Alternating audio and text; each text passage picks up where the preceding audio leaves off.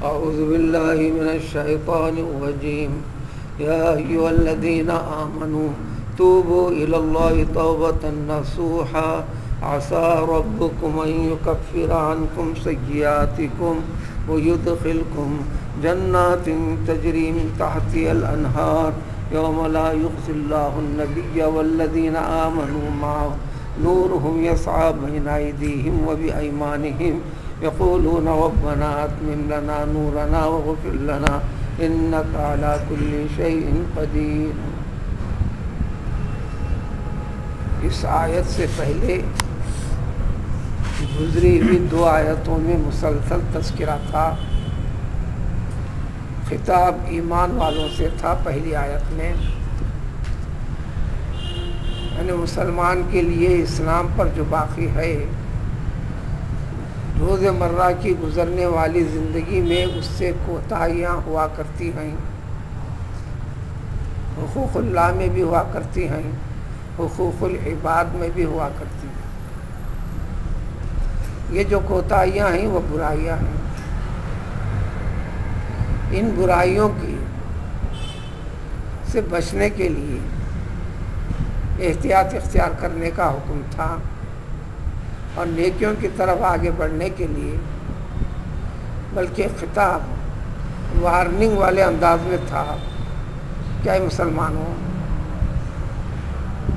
تم خود کو اور اپنے گھر والوں کو، متعلقین کو دوزخ کے آگ سے بچاؤ، محفوظ رکھو.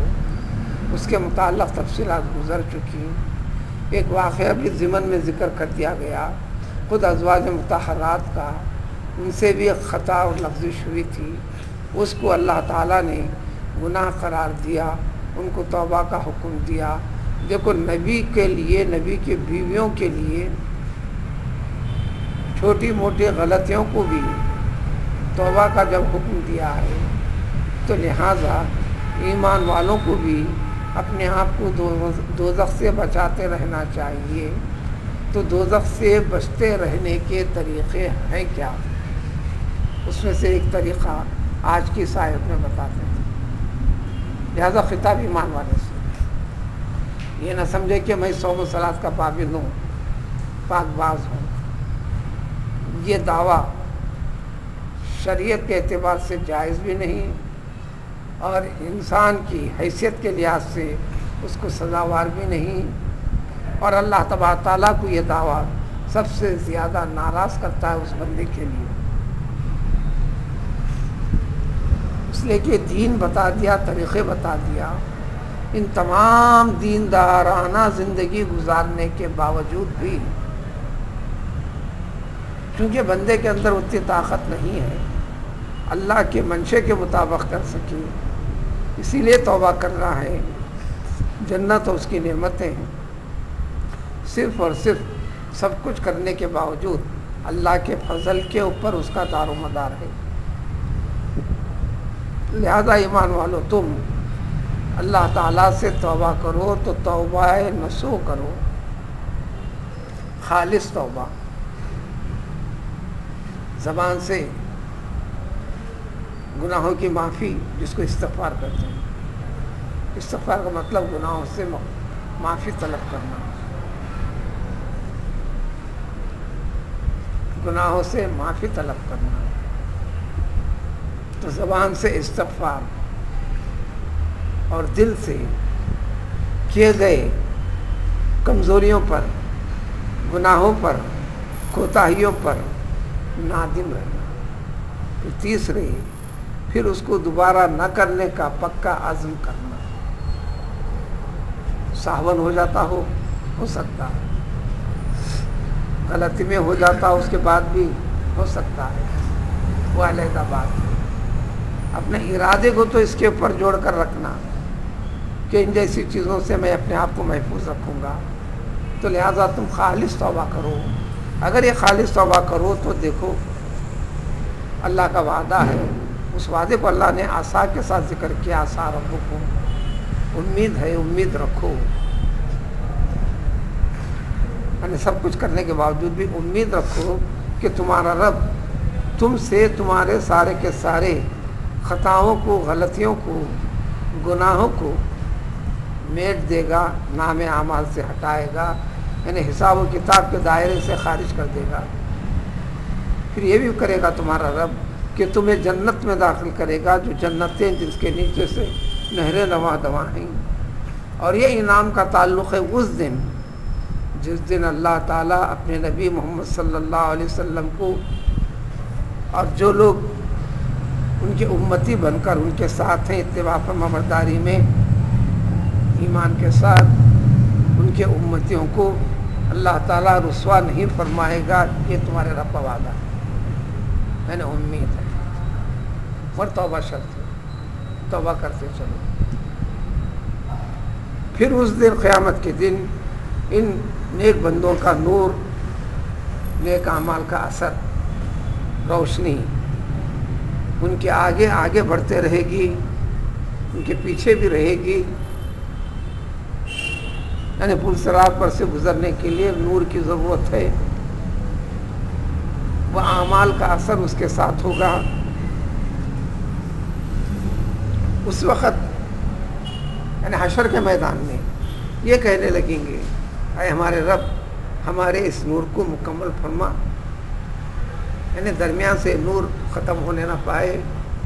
اس سورے سے متصل والے گزرے ہوئے سورے کے اندر یہ تفصیلات بھی گزری ہوئی۔ ظاہری شکل و صورت ایمان کی جو اختیار کرتے ہیں، مسلمانوں کی جو اختیار کرتے ہیں، حقیقت میں اسلام کی محبت ان میں نہیں ہے، دنیا داری اور غیر مذہب کی محبت زیادہ ہے، اور ظاہری شکل میں مسلم معاشرے میں اپنے آپ کو بنا کر دکھلاتے ہیں، ان کو منافق کہا گیا ہے۔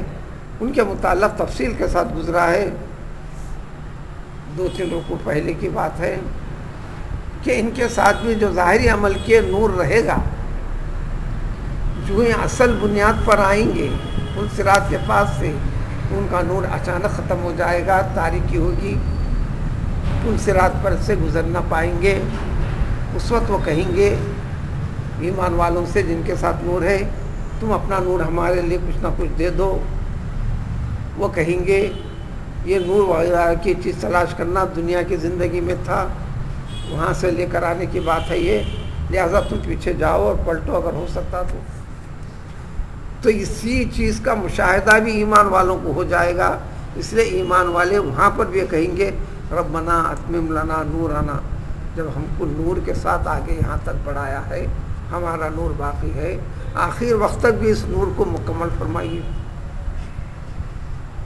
یعنی آپ کے فضل کی ضرورت ہے، آپ کے معیار سے ہمارے اعمال تولے نہیں جا سکتے، تو اغفر لنا، ہماری مغفرت فرمائیے۔ یقیناً اللہ تبارک و تعالیٰ ہر چیز پر پوری طرح قدرت رکھتا ہے، یعنی اپنی قدرت سے تمہارے اعمال کے اندر وزن نہ ہونے کے باوجود بھی وزن والی کیفیت، اپنے عفو درگزر اور معافی اور مغفرت والی کیفیت، فضل کی بنیاد کے اوپر تمہارے کیے گئے نیک عمل کو وزن دار بنا کر اس میں نور کو باقی رکھ سکتا ہے۔ تو لہذا دعا کا تعلق اس دنیا سے لے کر آخرت تک ہے، حساب و کتاب کے پوری طرح ختم ہونے تک بھی دعا کا تعلق ہے۔ یہ تو حشر کی دعا کا تذکرہ ہے، شریعت نے اجازت دے دی ہے، اگرچہ کہ یہ دعا حشر کے میدان کی ہے۔ قرآن کے اندر بہت ساری دعائیں ہیں، اس کے اندر یہ بھی ہے کہ یہ دعائیں کرنا یا نہیں کرنا، اس امت سے جڑی ہوئی دعاؤں کا تعلق ہے، سابقہ امتوں سے جڑی ہوئی دعاؤں کا تعلق ہے۔ بعض دعائیں مخصوص ہیں، وہ خصوصیت کے ساتھ ہے، اس سے ہم کو لینا دینا نہیں ہے، پڑھتے ہوئے آگے گزر جانا ہے۔ لیکن اسلاف کی دعاؤں کو بھی کرنے کا تذکرہ ہے، اس امت کے لیے جو بتا دیا گیا تذکرہ ہے۔ یہ دعا تو تمام امتوں کے ساتھ، مومن بندوں کے ساتھ شامل ہے، اس کو بھی اس دنیا کے اندر دعا کا حکم ہے۔ سورہ مائدہ کی آخر رکوع میں عیسیٰ علیہ السلام کی قوم کی دعا کا ذکر ہے، ربنا انزل علینا مائدۃ من السماء، اے ہمارے رب آسمان سے ہمارے لیے دسترخوان اتاریے، ہے تو دعا، مگر اس امت کو کرنے کا حکم نہیں ہے۔ یعنی یہ دعا کی جانے والی دعاؤں میں سے نہیں ہے. یعنی اس قسم کی چند ایک دعائیں ہیں جو اس امت کو کرنا نہیں ہے. معنی سے بھی سمجھ میں آنے والی بات ہے. ماں باقی چیزیں جو دعائیں سابقہ امتوں کے وہاں کے اس امت کے ان کے ضمن سے طریقے بتا دیے گئے وہ دعائیں کرنا ہے. اور کی جانے والی دعاؤں میں سے یہ بھی قرآن کی اس آیت کی دعا بھی ہے. اس دنیا کے اندر سے ہی طلب کرتے چلنا ہے کہ آخرت میں ہمیں ایمان سے اٹھا, اس دنیا سے ایمان سے اٹھا, آخرت میں ایمان والوں میں شامل فرما. پھر ایمان والوں کے جس طرح منزلیں طے ہوں گی آسانی کے ساتھ اس جیسے طے کیے جانے والی منزلوں میں ہمارا شمار فرما. یہ مطلب ہوگا ربنا اتمم لنا نورنا واغفر لنا انک علی کل شیء قدیر. یہ کی جانے والی دعاؤں میں سے ہے. سبحان اللہ.